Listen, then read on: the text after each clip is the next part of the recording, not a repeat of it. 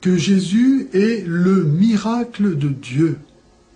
Sourate 3, verset 47. D'accord.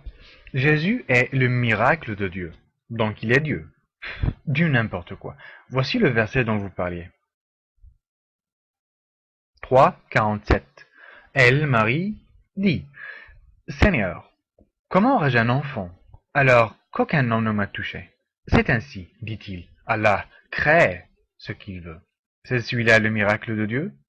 C'est ce qui fait Jésus un Dieu? D'accord. Maintenant, je vais vous montrer ce que le prophète Zacharie a dit dans le verset 3,40. Il dit, Ô mon Seigneur, comment aurais-je un garçon maintenant que la vieillesse m'a atteint et que ma femme est stérile? Allah dit, comme cela, Allah fait ce qu'il veut. Donc, si Jésus est le miracle de Dieu, le fils de Zacharie est aussi le miracle de Dieu. En fait, toute la création de Dieu est un miracle de Dieu. Même vous, Abbé Page, même vous êtes un miracle de Dieu. Qui, à part Dieu, peut créer un être humain? Que Jésus est l'Esprit de Dieu. Sourate 19, verset 17. Je ne sais pas si vous lisez le Coran afin de faire vos vidéos, ou bien si vous êtes en train de copier ce que vous lisez dans les livres anti-islamiques sans rien comprendre.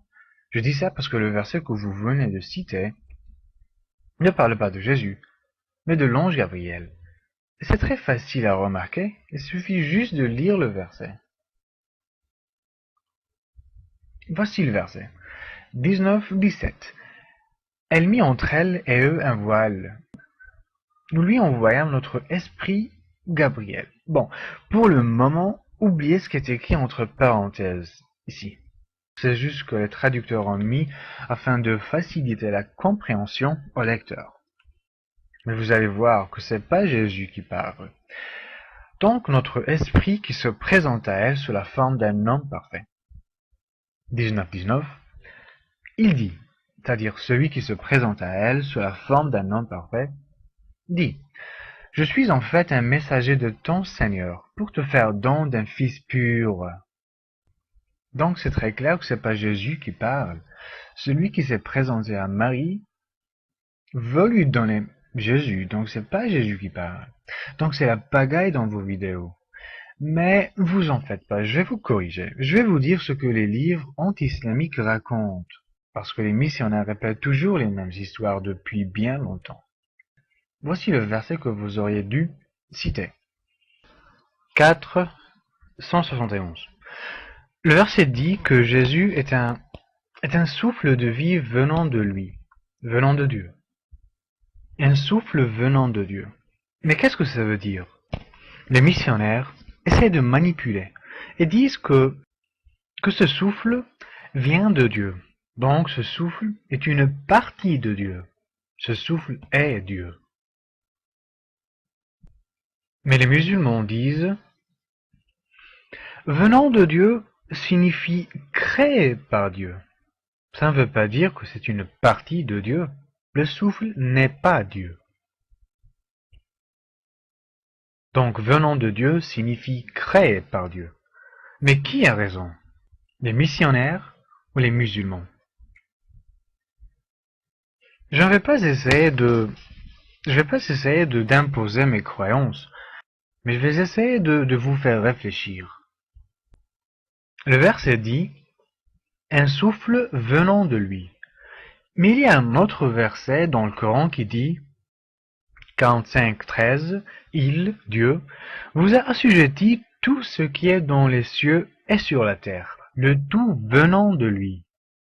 Donc, dans les deux versets, on voit venant de lui et venant de lui. Donc, si les missionnaires disent que ce souffle vient de Dieu, donc ce souffle est une partie de Dieu, ce souffle est Dieu, on leur dit, puisque tout ce qui est dans les cieux et sur la terre, le tout vient de Dieu, donc les cieux et la terre sont une partie de Dieu. Les cieux et la terre sont Dieu. Ce qui n'a pas de sens. Donc c'est clair que leur explication est fausse. Et ceux qui ont raison, c'est bien les musulmans qui disent venant de lui signifie créé par Dieu. Ça ne veut pas dire que c'est une partie de Dieu. Le souffle n'est pas Dieu. Et puis, si on vous dit que vous avez reçu une lettre qui vient d'un ami, est-ce que cela veut dire que la lettre et votre ami sont la même personne ou la même chose? En plus, vous avez caché le début et la fin du verset. Ô gens du livre, chrétiens, n'exagérez pas dans votre religion, et ne dites d'Allah que la vérité. Le Messie, Jésus, fils de Marie, n'est qu'un messager, pas Dieu, mais qu'un messager d'Allah. Et ne dites pas trois, cessez, ça sera meilleur pour vous. Allah n'est qu'un Dieu unique. Pas trois, mais qu'un Dieu unique. Il est trop glorieux pour avoir un enfant. Jamais le Messie ne trouve indigne d'être un serviteur d'Allah. Pourquoi est-ce que vous cachez ça? Menteur. Que Jésus est la parole de Dieu. Sourate 3, verset 45, Sourate 4, verset 171, Sourate 19, verset 34. D'accord, voici le verset. 4, 171. Sa parole qu'il envoie à Marie. Donc Jésus est la parole de Dieu. Mais, Abbé Page, bon, on est bien d'accord, Jésus est bien la parole de Dieu dans l'islam. J'ai pas de problème là-dessus. Mais je vois que vous êtes en train de mélanger des significations. Le mot parole dans le christianisme n'a pas la même signification que le mot parole dans l'islam. Dans l'islam, dans le christianisme, la parole est dérivée du mot grec logos. C'est la seconde personne de la Trinité. Verbe éternel de Dieu qui est venu s'incarner. C'est Jésus, quoi. C'est Jésus. C'est bien ce que vous dites dans les églises, non?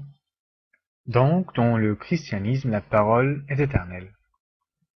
Mais la parole dans l'islam, c'est autre chose. La parole a été créée par Dieu. Voici la preuve. 3,45. Rappelle-toi, quand les anges dirent « Ô Marie, voilà qu'Allah t'annonce une parole de sa part, son nom sera Al-Messie, Aïssa, fils de Marie. » Aïssa, c'est-à-dire Jésus. 3,47. Elle dit « Seigneur, comment aurais-je un enfant alors qu'aucun homme ne m'a touché? C'est ainsi, dit-il, Allah crée ce qu'il veut. » Donc, la parole a été créée par Dieu. Selon l'islam, elle n'est pas éternelle, donc elle ne peut pas être Dieu. Vous êtes en train de mentir, encore une fois. Mais pourquoi est-ce qu'on appelle Jésus la parole de Dieu dans l'islam? Beaucoup de savants musulmans disent que Jésus est appelé la parole de Dieu parce qu'il n'a pas de père humain à qui il peut être lié. Jésus a été lié à la raison de son existence qui était la parole de Dieu, soit est la parole de Dieu qui crée. Il a été créé par cette parole. Donc, puisqu'il n'avait pas de père humain à qui il pouvait être lié, il a été lié à la raison de son existence qui était la parole de Dieu. Nous disons que Jésus est la parole de Dieu sur terre.